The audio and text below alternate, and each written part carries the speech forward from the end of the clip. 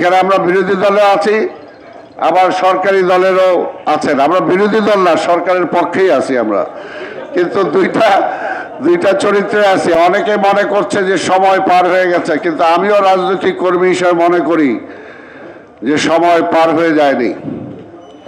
এখনো যদি নিজেরা ধৈর্য ধরতে পারি, সঠিক সিদ্ধান্তটা নিতে পারি, যেটা সাইফুল ভাইয়ের ব্যাপারে বললাম যে সাইফুল ভাই সেই সময় রাশেদ খান মেননের পথ অনুসরণ করেন নাই, এবং সেটা শুধু পার্টির নেতা হওয়ার জন্য না।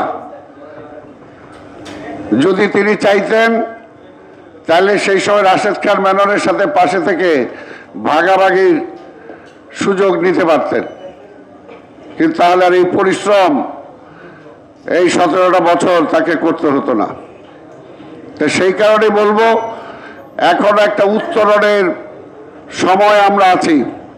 এই সময়টা যেমনি আশাবাদী করে, আবার এই সময়টা ভুল করলে আবার ধ্বংসের দিকেও নিয়ে যায়। তাই আমাদের আজকে সৌভাগ্য যে সরকারের কাছাকাছি একজন ব্যক্তিকে আমরা পেয়েছি।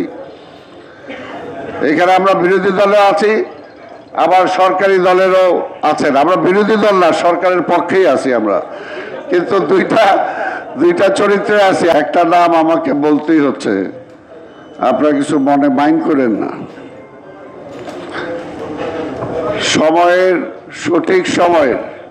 সঠিক সিদ্ধান্ত না নিতে পারলে যে ইতিহাসে রাস্তা করে পড়তে হয়, সেটা কিন্তু জ্বলন্ত সাক্ষী এই বিপ্লবী ওয়ার্কার্স পার্টির আগের রাশেদ খান মেনন। তিনি শুধু নিজের যে রাজনৈতিক জীবন সেটাকে ধূলিসাৎ করে দিলেন শেষ জীবনে এসে স্বৈরাচারের দোসর হয়ে। সেটা কি কিঞ্চিত সুযোগ সুবিধার জন্য নাকি অন্য কিছুর জন্য আমরা জানি না। তাই আজকে বাংলাদেশে যে রাজনীতি যে অবক্ষয়, আজকে যে সামাজিক অবক্ষয়,